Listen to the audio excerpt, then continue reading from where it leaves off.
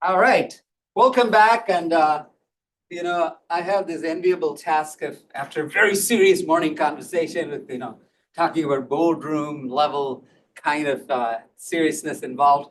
So I just start, my presentation is about marketing mix modeling in the current age of privacy concerns. It's all about privacy and so on. So I start off with a couple of jokes. Is that okay? All right, Howard?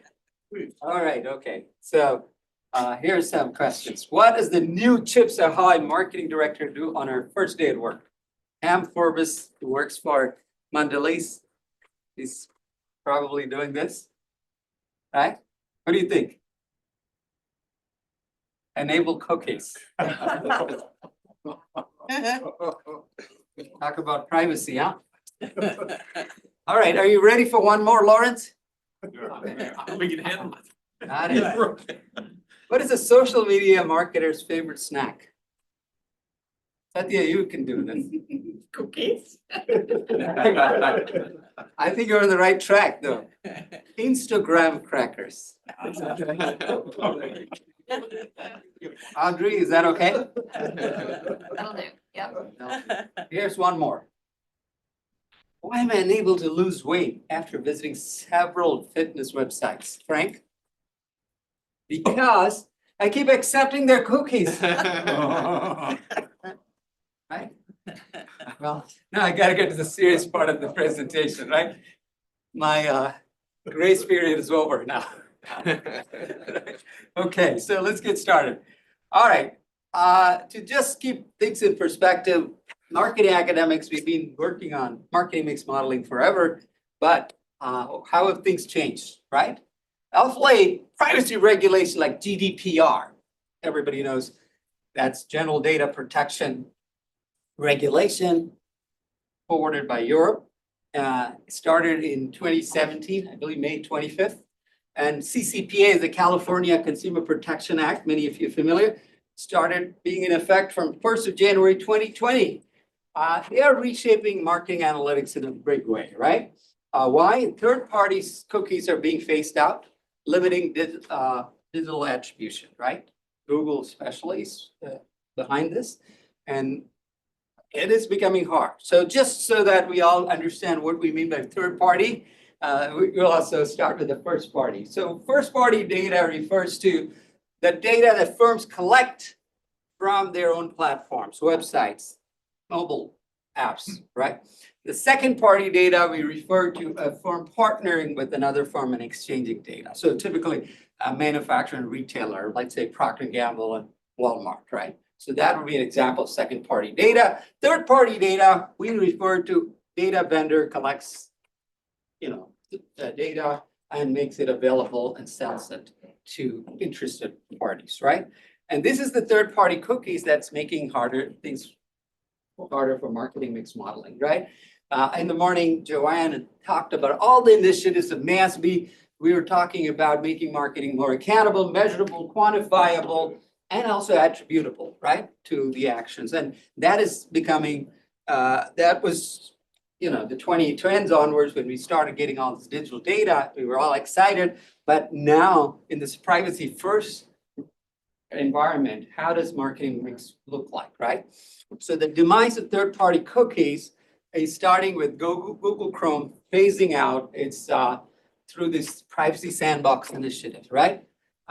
And full deprecation is planned for 2025. Google promised by the end of 2024 it'll be deprecated, but I think they have extended it, but it seems like it is going to happen sooner than later. Then we have Apple's Intelligent Tracking Protection, or ITP, which limits third-party tracking lifespans. I believe now it's like 1 to 7 days. That's the maximum lifespan if you have your mobile apps in terms of tracking. And even Apple's app tracking transparency, many of you know, that went into effect a few years ago, requires user opt-in for mobile ad IDs. So that's making it very challenging for marketers to do this, right? Joanne talked about in the morning, what is the impact of marketing activities or initiatives or efforts? And 60% seems to be long-term, 40% seems to be the short-term. The short-term measurement is now becoming more challenging because of all these challenges to third-party cookies. So many privacy laws are now restricting cross-site tracking. And then the attribution, the multi-touch attribution, the golden age that we talked about is in peril right now, right? So what is the impact on marketing analytics? I know JP is going to have a great discussion tomorrow about marketing analytics, but I'm going to be more focused on marketing mix modeling. And the user level tracking multi-touch attribution is becoming almost obsolete, right? Or difficult to implement, right? Companies have to shift to a privacy-friendly models like marketing mix modeling again. And marketing analytics will have to really comply with the new regulations and limitations, right? So just to be on the same page with everybody, because we have industry and academics in here, just want to start with the typical academic definition of what is something marketing mix modeling. In my view, I would call it a statistical / econometric, and now more recently, machine learning optimization-based approach to measure marketing effectiveness across multiple channels. I use the term channels very liberally and broadly to denote any touch points, any media, any kind of outlet you want to use it, but basically trying to measure the effectiveness across them, right? And typically uses aggregate and historical data, not user level typically, and estimates ROI on marketing spend without violating privacy laws. That's the biggest challenge now to mix modeling, right? So marketing mix modeling has been around for 50 years. So the 1.0 was when the pre-privacy era, and it was largely based on aggregate data. So let me share with you what are some of the key insights we gathered from academic research. Again, it's a very broad brush. I'm not trying to cover everything. So if you're interested, there's a ton of literature on that. But primarily marketers were initially interested in understanding the effectiveness of advertising and sales force, because a lot of firms were spending a ton of money on these activities. For example, the pharmaceutical industry, they used to spend a ton of money on Salesforce, right? In detailing, call effectiveness, and so on. And then there's a lot of money spent on advertising. So the question was, how do we allocate our budget to these, right? So the initial research was very straightforward. Starts from the Dorfman-Steiner theorem in 1954 in economics, which says that, firms should allocate based on the elasticities of their different instruments. So if you have advertising and sales force, and advertising is more elastic, spend more money on advertising. Very simple of that. Then I had a paper not too long ago, 1987. Dave, you said that I've been around for a long time, and I have to ask myself, how long have I been around, right? So 1997, a marketing science paper where I was lucky to get some data on pharmaceutical industry. And what I find is that it's not only your elasticity, but your competitor's elasticity matters, right? So in other words, I could be Pfizer, right? And I could be allocating based on, because my sales force is more effective. But if I find that Merck sales force is also effective, I have to also take that into consideration in allocating. And if it's relatively less effective, then I don't want to allocate too many dollars to that because I'm not going to be as effective. Instead, I might allocate more to advertising where Merck is weaker, right? So that's the kind of takeaway we had for us. And you know what? It mattered a lot because firms spent a ton of money on these, right? We're talking about billions of dollars, right? And so it is important to get that right. Then we had a lot of ton of research on advertising and sales promotions, right? Including a lot of meta-analysis of all these spending. And my good colleague here, Sitharaman, is got a nice paper with Jerry Tellis. They looked at the relative allocation. Why do companies, especially consumer packaged companies, spend more and more on sales promotion, right? Which is now kind of grounded truth. Everybody spends on it, right? Joanna talked about short-term results, right? And we are all used to them. And so what they found in their study, and it's been confirmed over a period of time, it turns out CPGs tend to be having a 20-fold elasticity difference over advertising. We talk about theme advertising here. And in durables, it's the ratio may be more close to 5, and that helps us to overall set the budgets, right? But we also had studies which showed that when there's interaction between advertising and sales promotion, you got to be more careful, because now, spending more on just based on their own elasticity may not be good enough. You have to understand the interplay between sales and promotion. And so there was a paper by Naik and Raman which said that if you increase budget and spend a bit more on the lower elasticity variable, that may be the more optimal way to do it, right? And then they also, Naik, Raman, and Weiner had another paper which says they found large brands typically tend to under-advertise and over-promote. And that was leading to a lot of those, phenomena of end of the quarter, sales promotion, trades promotion, spending, and so on, right? And we also had a lot of studies which showed that firms are more myopic and ended up over allocating to sales promotion, which is a running theme in marketing even today, right? Are they being continuously degrading, diluting the brands? All these questions still covered. But enter all the new channels, right? What are the new channels? Nowadays, we're talking about 20 plus channels. What is a channel now? It's just anything is a channel. TikTok is a channel, not just for communication, but for distribution, for instant ordering, instant transactions, right? DoorDash, everything has become a channel now. Companies are saying, how much should I allocate here? Where should I have retail medias come? I have to allocate here, right? So this has become very complicated, right? And that's why marketing mix 2.2. Here's a quick snapshot of what used to be in marketing mix 1.1. It's a study that I had not too long ago, where we started trying to understand for large retailer, and I won't mention who the retailer is, but no prizes for guessing, but they used to send mailers, right? And then they wanted to find out amongst 3 groups of people that they were targeting, which is people who bought exclusively through catalogs, people who have bought only on internet, online, people who bought in store, right? And then there are people who are buying from all 3 or any 2 of them, right? How do I allocate in my, because this firm, the retailer was spending, really close to $1 billion on just marketing mailers, emails, and so on.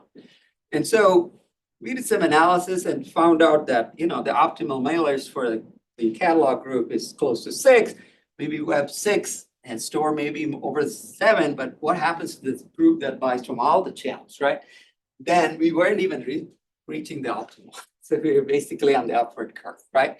And that actually the firm ended up reallocating a lot because they were not doing the way that we used to think. But what happens is that now it is the proliferation of channels. Now you're not only talking about these channels, right? And they're all synergistic. So it enters the privacy era, right? Now we have to be more compliant with this. We have to make sure that all this aggregate data that we have has to be compliant. So now we go back to the aggregate data and see how well can we allocate our marketing spending, right? And in this scenario, we got to use a combination of a lot of methods. That's what I'm going to talk about. So what are the modern enhancement to marketing mix modeling? By the way, show of hands, how many of you are still doing marketing mix modeling with your clients or by yourself in the organization, right? That'll never go away, right? But what are some of the enhancements that is that? First and foremost, machine learning, right? What is the advantage of machine learning over what we used to do in econometric models, statistical models before, right? One of the biggest advantages is complex transact patterns, right? Scale of data, right? If you have a ton of data at all levels. In the afternoon, I believe we are going to have a presentation by Ricardo Crior from Pepsi. He's talking about Pepsi's global activities. And he's going to talk a lot about how fragmented the data is and how different these data collections are across the different parts of the world. So what it does is it makes it more complicated, and you have to figure out how individual responses are in different channels, right? So it's going beyond traditional regression and you have to handle the high volumes, right? And Bayesian models, which has been around for longer than machine learning models, but the main advantage is that we can provide quantification of uncertainty, right? So if you know the elasticity is X, what is it, X plus what? Plus or minus, that is an important thing. And then how accurate can we be in the allocation, right? And then the most recent years have seen a lot of progress on causal inference, right? Does your marketing activity really cause the outcome? Really is there revenue growth that Joanna is talking about? That's the role of marketing, right? We have to make sure that these things are really, or are we just carrying, capturing spurious correlations, right? Which is always the problem. So more of the current exercise when I talk to companies, previously when I used to work with Coke, Pepsi and Allstate firms like that, they were more interested in the aggregate level data. Today, the same firms are talking about what is my incremental impact? Tell me what is my incremental impact of putting some money in TikTok, right? X amount of, and this is not an easy question to answer. So lots of them are using A/B tests, experiments, and so on. But that alone will not give you a marketing mix model answers, right?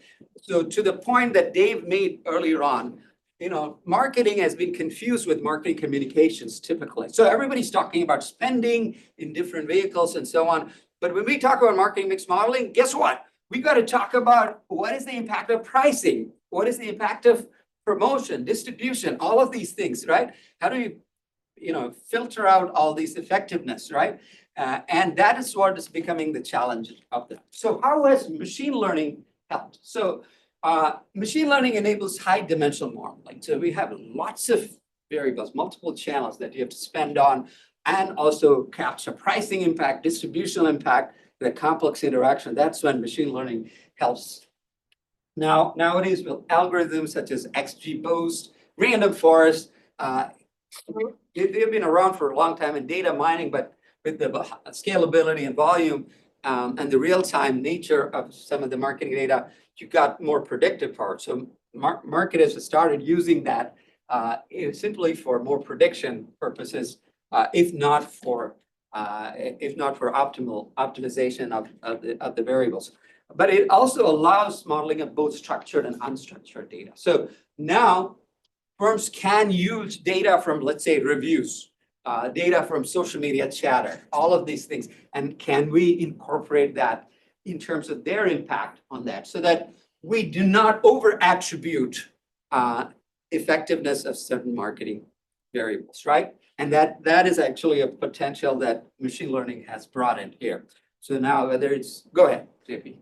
Sorry, not to sort of pick a fight here, but I feel like this is a conversation I hear a lot when it comes to these marketing mix models, which I think have been a bane to marketing for a long time. People view them as plug and play. Yeah, you can make them good at predicting stuff, but I don't think that's the main use of the marketing mix model. I think the main use of the marketing mix model is to isolate the causal effect of marketing variables. And we can make these as high dimensional as we want, but if you have crap data, you have crap data. And worse, the machine learning algorithms really weren't designed to help people generate causal results. Absolutely. Yeah. They're good for generating predictions, but something could be regularized out of a model, even though it has a causal effect. It's just that your data suck and there's no way to disentangle the signal from that variable from something else. I just think if we start telling people, as long as you put enough things, including the kitchen sink, into your marketing mix model and then use a random forest to get the shape right and throw out the relevant stuff, I think we really haven't gotten anywhere. Yeah, I agree with you. Those are the limitations. All I'm capturing is this is what is happening now. When you talk I think people are misusing it, that's all. Right.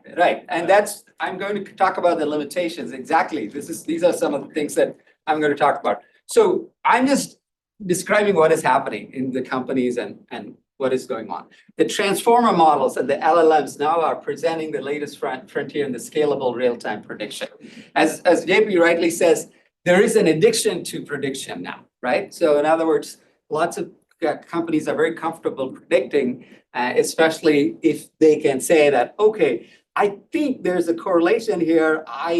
spent so much on TikTok and there's a result in it, so now I can predict what might happen. So that is that's a danger, right? So just real fast though, Right. I mean, because we were talking about how important it is to define words, right? A predictor in this case, right, out of machine learning is the next identified step in a pattern. It's not a forecast, Right. right?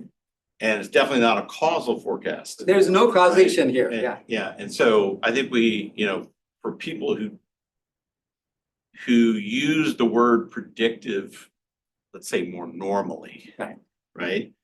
They will think we're saying forecast. Right. But we're not, right? And this is actually where I think we have to be very, very Careful, yeah. careful. Yeah, definitely, Yeah, right.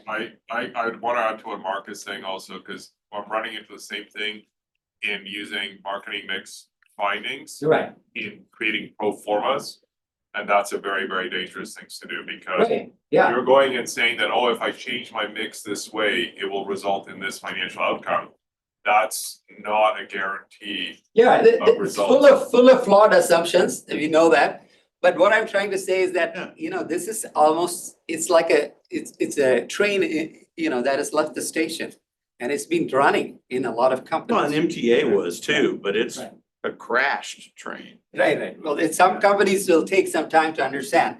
But here's the thing, now with the Shapley values, many of you know in machine learning, they are also trying to capture the attribute importance. And now they're saying they can even do the attribution. And a lot of companies are going with that. And I'm going to talk about some of the cautions. That's the last bullet I have, is that they are overfitting noise and reflecting biases many times. There's a lot of bias. The targeting bias is completely in an artifact of machine learning models, right? If you've already targeted in the past some entities and that bias is still being captured and you're continuously aggravating it, if you will. And they must be interpretable, as JP says, explainable, interpretable, and it's still a black box problem. So regularization, for example, one of the tricks that they use is that saying, oh, if the variable is not important, we can use something called ridge or lasso, which basically eliminates trivial or insignificant variables. So and then constrained with this logic, all of these are can do better job in machine learning, but still we don't have a good handle on the causation or even optimization. We're not even talking about optimization. We're only talking about description, right? What is happening, right? So what is Bayesian marketing? Some companies use a lot of Bayesian marketing mix models.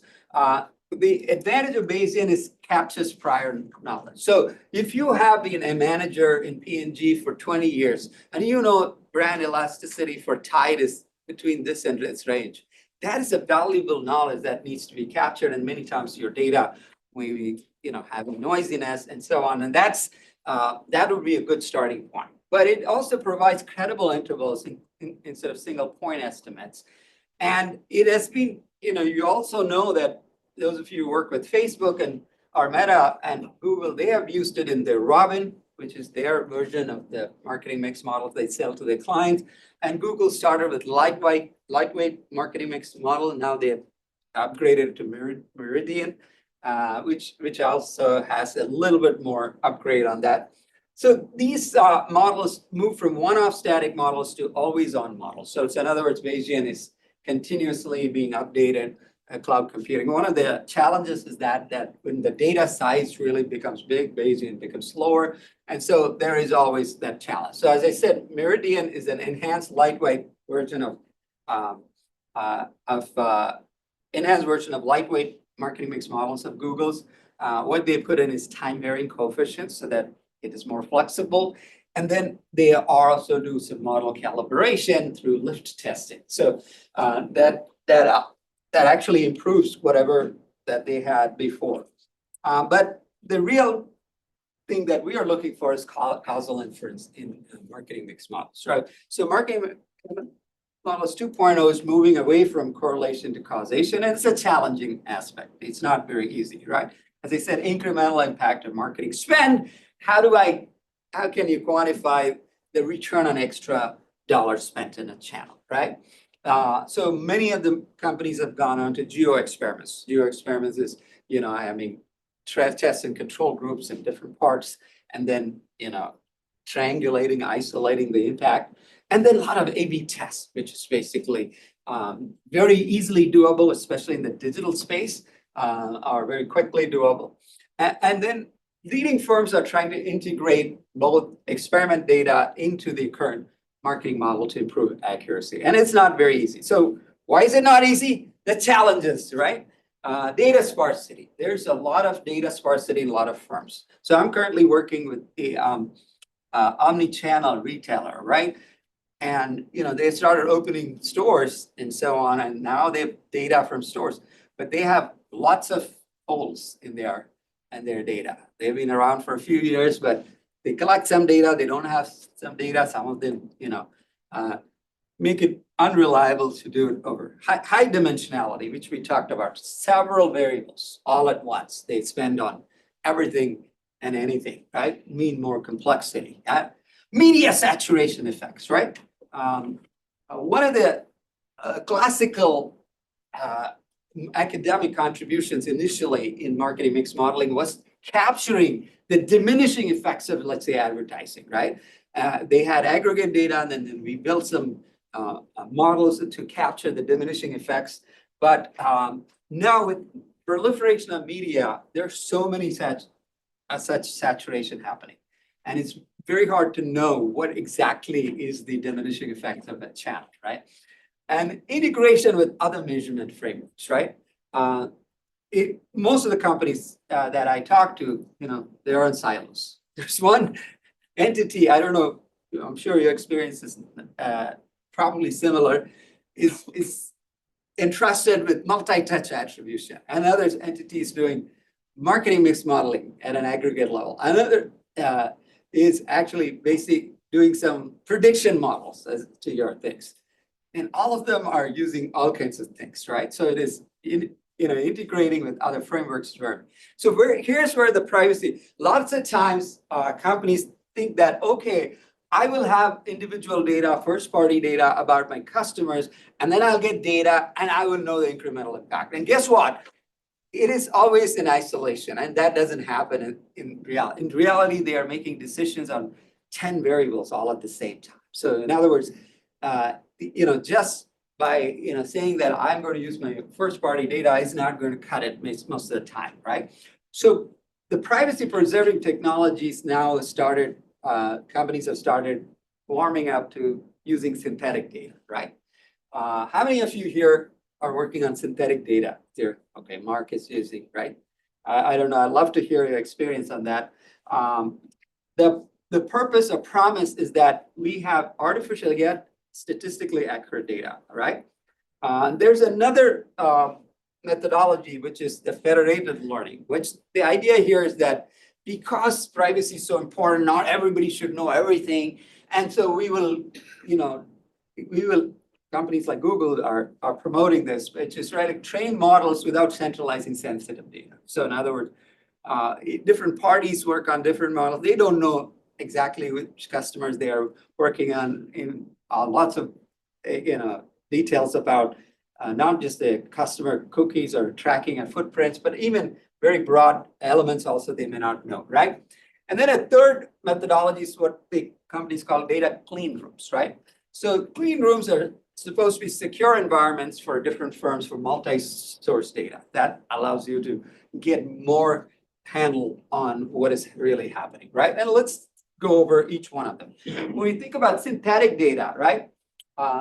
Many of them are AI generated, AI algorithm generated data sets that mimic real data without privacy links. So everything that you do now in GPT-4o or ChatGPT or DeepSeek, any of them now, they can generate synthetic data for you. By the way, how many of you really work on synthetic data? I know I saw some of the hands, but how many of your clients are happy with the synthetic data outcomes? It's actually been exceptional. Exceptional, good. It's been exceptional. Good, glad I want to hear more of that. But enables the marketing mix model when actual customer data is restricted many times, right? Used by major companies for scenario planning and modeling typically. Artificially generated data is mimicking data's statistical properties, but then you have to have a leap of faith. Many times, I've seen a lot of companies work with those question the synthetic data and say, how sure are you that it's actually representing that? So sometimes we have to do a lot of validation, and then validation is expensive too, right? Of course, they say that about their natural data too. Right, exactly. Well, you see a lot of different reactions, especially when it's not conforming with their prior biases, right? Right, that. Exactly, that is the when You the. nailed it right there. Right. Like, that to me is the quote of what you're coming right now. It's people looking to reinforce prior biases Exactly. versus Yeah. looking at things objectively. And that to me is, I think, is the other piece to, like, building on what Mark was going and saying around the use of synthetic data. You can either use your messy data, Right, or you can use misrepresented synthetic data. You're gonna get to the same bad conclusion, right, right? So what you gotta go and take a look at it is what is actually happening in reality. To Mark's point earlier, it should be, you're looking backwards, it should be representative of what happened.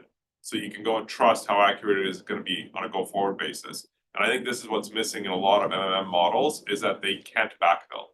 right. And also, as you rightly said, many times they ask questions when it doesn't confirm their bias.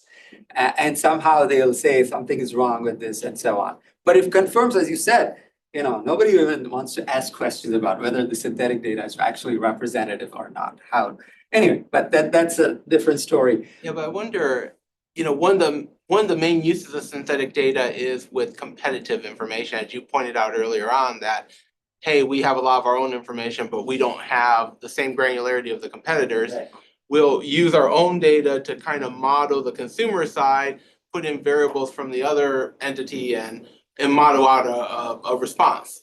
And so it makes me wonder on that point though, you can't validate it. You don't have a validated data set for a lot of that competitive that you're using synthetic data to model. You're using your own data to try to understand the category and assuming that the competitors are gonna function similarly. Yeah, you got it. There's also, I will just say this, there are methodologies on how to do this. Mhm. And this is not a new concept at all, right? And it's been used in life and death situations Right. for decades. So, I mean, usually when I say stuff like that, everybody gets quiet, right? Right, right. Yeah, I agree with you. Raj, you want to say something more? It's between synthetic data and simulated data Okay, that I've heard of 30, 40, 50 years ago. yeah. Is there something more sophisticated about synthetic data? No, I think they are terms used a bit loosely, you're right. But in academia, when we used to use the word simulations, which is basically, we used to have an underlying model, mathematical model, and what we would do is we would not be able to solve for some solutions, so we will use simulations to get at the solutions, and then try to back up and then verify whether it is okay or not. But in this case, synthetic data is used as a substitute for real world data. So in other words, they are not necessarily. Still the same thing. I mean, the difference was we used to know what the model was because we built the model and then we did bootstrap draws for Right. using Yes, computer. bootstrapping Now we're is a relying on a very common third-party terminology. machine learning algorithms using a variety of data that we have no idea what it is. Right. And we don't get to see the parameters because there's 8 to 10 billion of them. All we know is we get to see the simulation data. And I think you're absolutely right. When it tells us what we're looking for, like, hey, look, it works. And academics are very guilty of this too. I've had troubles with a That couple of damn papers. proximity We say you don't bias. need to pay for a conjoint anymore. You can actually get your GPT to fill in the conjoint survey for you 1,000 times. Now save you like $300,000 on survey costs. And then when you see them describing the results, they'll compare them to actual survey response. They look, it works. I go, yeah, you've selected the 3 things that work and you've been silent on the 20 things that don't make any sense. They're completely incongruent. Yeah, this Your question is- selectivity bias and selection bias, The it answer to the runs question through was the everything, same thing, academia except that and now we don't industry. even know what the model is anymore. Yeah. The model's black box. But by the way, talking about the methods ML use are generative adversarial network, which is, as JP says, they basically try to mimic, trying to recover, and that's the same method that they use to extract the images now in all the generative LLM tools. And then variational autoencoders, which is another way to do that. And these are very robust in predictions, but as you know, it is still almost a black box for the normative marketer in us, right? And it's used to train models while complying with privacy regulations. And here are some real world examples. Meta is actually using it very, very systematically for ad effectiveness, especially for small and medium businesses, right? And especially after Apple app tracking transparency, you remember they announced that Meta stock dropped precipitously because they were losing like 10 billion because they were all their A/B tests was targeted mainly on user cookies. Now, so that's why they created this idea, and they seem to be using this more often. Hazy AI. How many of you heard of Hazy AI? Okay, you've heard of it, Mark. It is a UK-based firm. They have actually a platform. It's primarily financial and retail. They're actually using this synthetic data, and they have a lot of clients who are subscribing to it. And I don't know the outcomes, how this is working out. So this is all about synthetic data. Now, It's actually working out really well. It's working out well. Okay. Because they're using causal AI. Oh, okay. Okay, what they figured out is if they stuck with machine learning only, they couldn't get to causal inference. And even with double ML, sorry for all the word salad here, right? They were 5,000 basis points off, right? So 50% off was pretty bad. So but yeah, I mean, it's a great tool. That's a great tool. Okay, I'll speak to you during the break. The federated learning is promoted, as I said, a lot by companies like Google. It's a decentralized model training that allows marketing mix models without exposing raw data. Again, it's another similar idea of hiding, masking the data. Again, Meta and Google, because they stand to lose the most, advertising. Now, you start, I think Joanna put the slide that how much, the search market has been altered with all the AI tools now. So they are very interested in promoting this, as you can see. So this model trains across devices sharing raw data, but they don't know each other's. They cannot do a reverse engineering and figure out who the customer is and how we can get access to private data. The model updates, not the raw data, but only the updates are shared across the user, across the server. So in other words, it is almost like there is some God in there who knows what is happening, but not everybody else knows whose the data belongs to, right? So to reduce the risk of data breaches and ensures compliance, and not only Google, NVIDIA is promoting this. It's called Clara Federated Learning, but it's using it in healthcare. And as you know, yesterday, the GTC conference, Jensen Huang's address, NVIDIA is no longer a chip company. NVIDIA is getting into a lot of services. By partnering with companies, they are trying to drive, they're in robotics, they're in self-driving services, healthcare promotion. They are trying to be at the forefront of a lot of these innovations. And Google's federated learning for ads is trying to compete now increasingly with this diminished market for traditional search, right? Which is now people are using generative AI tools now for all of the learning. And so they're trying to see how they can enhance privacy at the same time, give more options, right? And the third methodology that I'm talking about emerging is the data clean rooms, right? These are secure cloud-based solutions for analyzing marketing data across partners, right? Today, increasingly more than, so you have to work with partners if you wanted to get a total sense of the marketing effectiveness, right?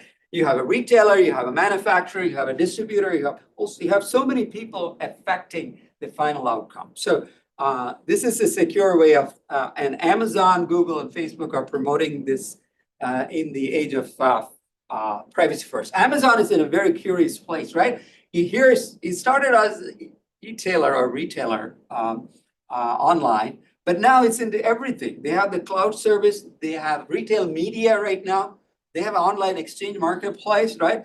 they have to really make sure that, everybody's satisfied because there's a lot of conflict and so on. And clean rooms is one of the initiatives for that. One of the tough parts they've got is Sorry? the brand issue. Yes, very. No one trusts any of them. But On that they may not have choices right now. If you think about retail media has taken over, about 25% or more spending now of companies' budgets are going into retail media, right? We used to think that, previously it's sales promotion and so on. These are budgets coming out of that. And Amazon is a big retailer right now. So even if you are a brand competing with Yeah, Amazon, sure. you don't have a choice right now, right? So access is restricted, but the results are aggregated for privacy, right? And Google Ads, again, Data Hub, ADH, they call it, they enable advertisers to analyze ad performance securely, right? For the most part, Google tries to comply with this. There's a lurking suspicion, as Mark says, some of the brands are saying, who else is Google sharing this with? Or what else is Google up to here, right? And Amazon Marketing Cloud, AMC, provides aggregated ad insights. So if you're one of the parties selling on Amazon and you're also advertising on retail media in Amazon, you have the service now, which is basically their effort to do data clean rooms and give your ad insights and ad effectiveness, right? So what can we say about the effectiveness of and suitability of all these? For synthetic data is good for privacy compliant modeling and testing, but may miss a lot of real world nuances, which is what we heard in our discussion earlier on. When we talk about federated learning, it's best for collaborative modeling where data sharing is restricted. It allows some decentralized learning, but high compute power is required. So somebody has to have a server that's dedicated, secure, and it's also effective, functional, all of the above, and it's not easy to pull off, right? That's why a lot of firms are hesitant to be part of federated learning. Clean rooms, I started working with the insurance company on a clean room project. Then I discovered that so many people have issues. In every legal department gets involved and they all want completely different data, right? Ideal for cross-platform advertising and marketing, but limited in analytic flexibility because there's a lot of restrictions, right? Here's some examples I want to share. In the CPG space, I've worked with Colgate-Palmolive. They still use marketing mix models to optimize digital retail and media spend. One of the key learning is, unlike the conventional wisdom, TV advertising actually has a very strong impact for Colgate's brands, right?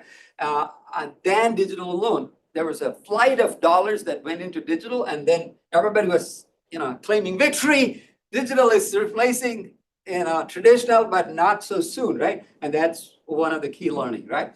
By the same token, I have a paper in marketing science, recent paper, where we analyze when stores close, actually, right? The conventional wisdom is, the digital is taking over. You don't need stores. There's an apocalypse, of retailing and so on. And what we showed using all the causal analysis that when you actually close a store, you actually stand to lose more than just the revenue loss in the store alone, right? There's so much of negative spillover effect, right?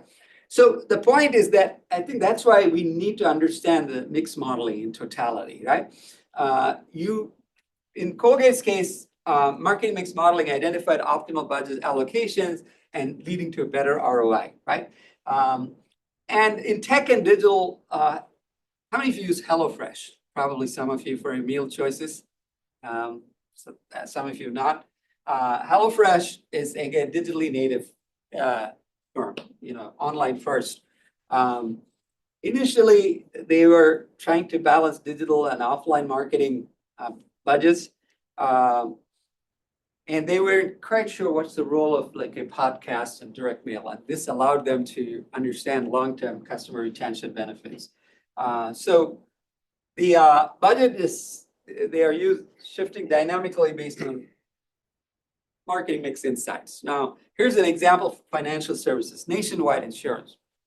Uses now marketing mix models to measure ROI of branding versus direct response ads. And what they found was TV and search ads together increased customer acquisition by 20%. So TV does have a role to play, strange as it might seem, right? Nowadays it integrates with experimental validation, and that's really the triangulation that I'm going to talk about, right? Today, there's no one magical marketing mix modeling, right? You have to have a lot of these things in combination or conjunction, right? And final example is in retail and e-commerce, right? This is a major fashion retailer. Use the online store to store halo effect. I mentioned one of the study that I talked about. By the way, if you're interested in any of these or studies, I'm happy to share with them, after this. Found that search ads drove in-store visits beyond online conversations, right? So in other words, you typically think search ads are self-sustaining and pulls people to digital and so on, but sometimes they are more effective in driving people to the store, right? And they adjusted attribution model based on the insights from the complete model. Still, there are multiple challenges to marketing mix modeling. First and foremost is the long-term and short-term that Joanna talked about. Every bit of marketing mix model that companies are using is still short-term, right? They're just trying to measure that. Well, in the marketing literature, we have used a lot of ad stock, lagged effects carryover in the aggregate modeling, but we still are reluctant to use that now with 20 channels and so on. How do we really capture interaction and synergistic effects? Data measurement, differing granularity and decision time frame across channels, right? Today, you can do optimization of your search ads by the hour, right? But you can't do a TV allocation by the hour, right? Very different time frames, right? Understanding how different marketing channels work. Many of the marketing departments are having a challenge. Walk me through your your shopper journey, right? How does the shopper get influenced to buy the thing? Nobody has an understanding. That's what we call about multi-touch attribute. Don't worry about quantification. Just give me a conceptual sense of how people start about. So I work with the insurance companies, and one of the things is that they are interested in codes and policies, right? And that results in revenue after policies are binded, right? So the understanding is not clear on what induces codes, right? And it is still not easy to disentangle that, right? Most marketing mix only focus on sales lifts, right? They're all excited. Oh, okay, this TikTok campaign resulted in 20% lift, right? But is it really worth it? I mean, did you make money on that? You may have spent more and lost money on that, right? So the optimal allocation somehow seems to be missing in many of these things, right? So what are some of the emerging trends? Causal structure discovery and shopping journey, right? We have some tools called causal graphs that is trying to understand that really, what are the different points in time people are influenced. So the blending of machine learning and causal integration causal inference is becoming very common in marketing mix models. Very tough to do. Long-term brand equity measurement, very tough to do. Again, that needs to be done. And triangulation of all these ML causal inference optimization. In fact, BCG put out a report in which they found so many, even though the clients are not doing, so many companies were coming back and saying that we're not doing enough of that and we need to do more of that. So we have more automated and AI-driven marketing mix modeling, hybrid models that combine with digital attribution, real-time and cloud-based, which is becoming also very popular. So what is the future? The last 1 minute or so that's remaining. We are going to witness a lot of resurgence in marketing mix modeling, and with the advances in machine learning, somehow we have to find a happy combination of these. Companies will integrate with these privacy preserving technologies. So key takeaways. Privacy laws require new measurement approaches. Marketing mix modeling too is now a scalable, privacy-friendly alternative to digital attribution. It involves a judicious combination of all these methods. Synthetic data and federated learning claim are also shaping whether we like it or not. And then companies will have to have a unified approach. Go ahead, Satya. Yeah, so I wanted to point you to Marketing Science Institute. They have a working group working on evolving MMM and some good thinking there. And wanted to point out one more gap that you didn't talk about, which is bringing in creative element to the media measurement, right? It's not just the money you spend, it's how good is what you're saying. So that's one of the challenges, and that's where some of the AI tools can really help. Coca-Cola, I know, is actually doing some pioneering work. Right, yes. Yeah. Thank you. Yeah, just 2 points on one. One is conversation I'm having when there's a third-party data pull, you're measuring demand in the marketplace. That helps you understand where MMM is actually predictive, because Right. a lot of the legacy approaches just assume spend allocation. Right. This is actually looking at where should it work. Right. So that is enhancing it, so it's getting multimodal. The second thing is, historically, this used to be pretty much like the world's few hundred largest companies could afford this. Right, now everybody. How much is this coming actually down? Like, what's the spend level at which this is actually a financial lift to a business to use this? That's what I'm curious to know about. Yeah, I think I that. still have skepticism around MMM, just a high level. Sure, sure, yeah. I think the general inference right now, the wisdom is that the larger the company, the more the benefits. Yeah. Right, so in other words, the Fortune 500, of course, benefit the most. That's largely because their spending is also very high and their efforts are also very high. And This is also though where Delaware makes a big difference, right? Because it becomes a regulatory and compliance issue, not just a, does it make sense for me issue. Dave, I just want to elaborate on some comments here. Okay. One of the big problems with market mix modeling is the input is dollar spent. Yes. yeah, There needs to be, the creativity that she's. there needs to be an issue of what you're spending the money on. Yeah. You can Exactly. spend lots of money that does nothing. That's right. Actually, money itself is not causal of anything. Exactly. So there needs to be much more attention to what is the action that we're actually taking? What does that money buy as opposed to monetary input? But It's the long term. a lot of the marketing mix modeling, the input is dollars spent, and that's going to be misleading. No, I agree. And lots of pockets which aren't even measured. So sponsorships is a classic area. Or if they typically put in only the paid media element of sponsorship, but that is only a tiny part. Brand is another one. Yeah. Right? So I mean, it's yeah, I think you're right on. And Venky, one of the things that we struggle with in the past, my consulting role, is linking MMM in various forms with, more lasting, longer term brand valuation based approaches. Is that something you've looked at, linking those kinds of Yes, models I'll together? be happy to share with you. And there are challenges, there's true challenges. But one thing that I'm increasingly finding is that, just because there's challenges, we should not stop doing this. Because at the highest level, definitely there's a huge value to companies figuring out, am I approximately correct or not? Many times marketing mix models very useful to getting to know where you're approximately in the right ballpark or not, right? You may not be exactly quantifying a lot of things, but it helps you to get to that ballpark. Sometimes some companies are throwing away money without even understanding. So that's where I think the biggest utilities. But when it comes to fine-grained, allocation, like Dave Stewart's saying that, I'm spending some money on this bucket, that bucket. I don't know how exactly you do it. Some companies are doing the elaborate way of getting the impressions, the funnels and all those things. They're trying to track the journey, but it's still very challenging, right? So there's always an improvement that can be done. But the point is that if you don't do anything, then you are actually throwing more money out, right?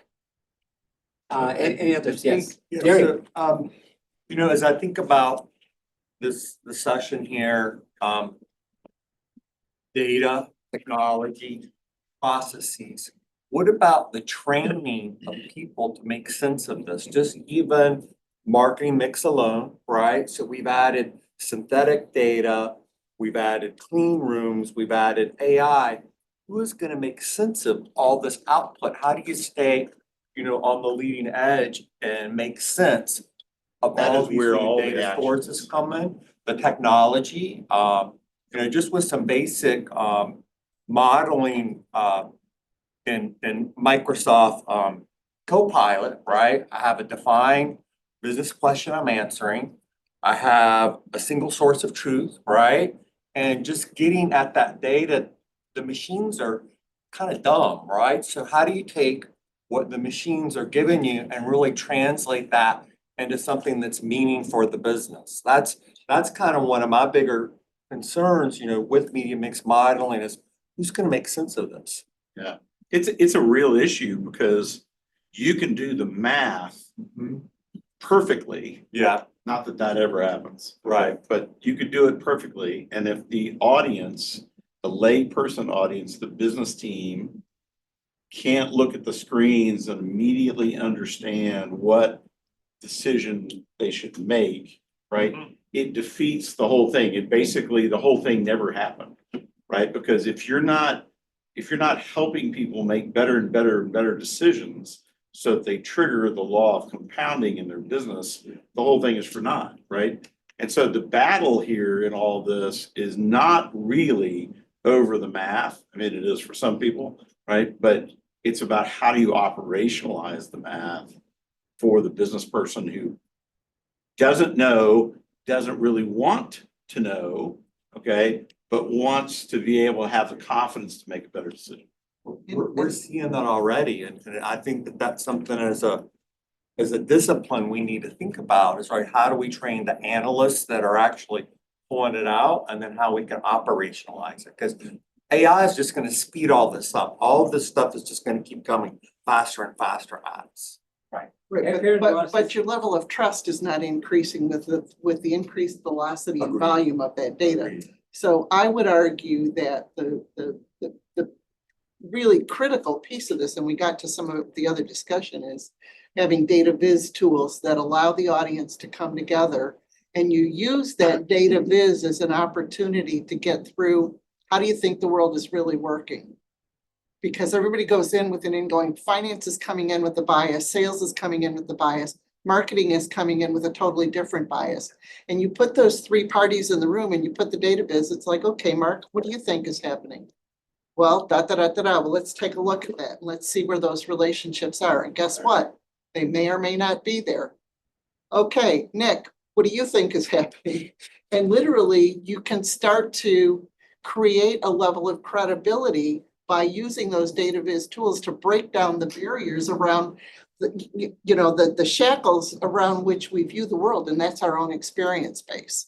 And that can be helpful to you, because just having a better model or better math for the uninitiated is just like, that just is This is scarier and it circling back gives me to- less trust. The marketing academics, John Little, who is a pioneer of marketing science, passed away recently. He first had this model, marketing managerial intuition plus models, right? So what we are talking about is interpretations, managerial wisdom, and how do we train? And Jerry's question was more about how do we train people to be good at this?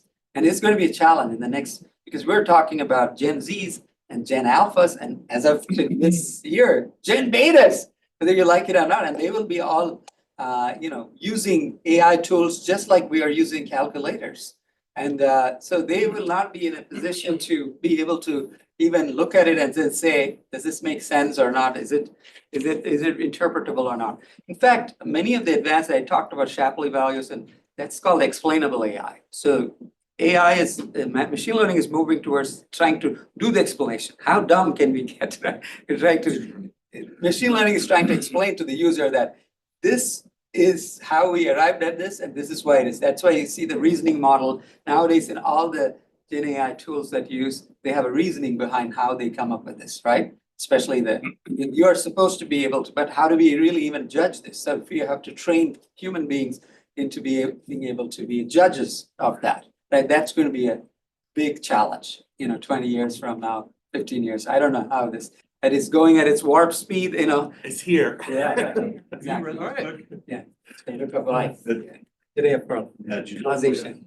Yeah, okay. All right, Thank you so much. Thank you so much for the grace this time. Thank you.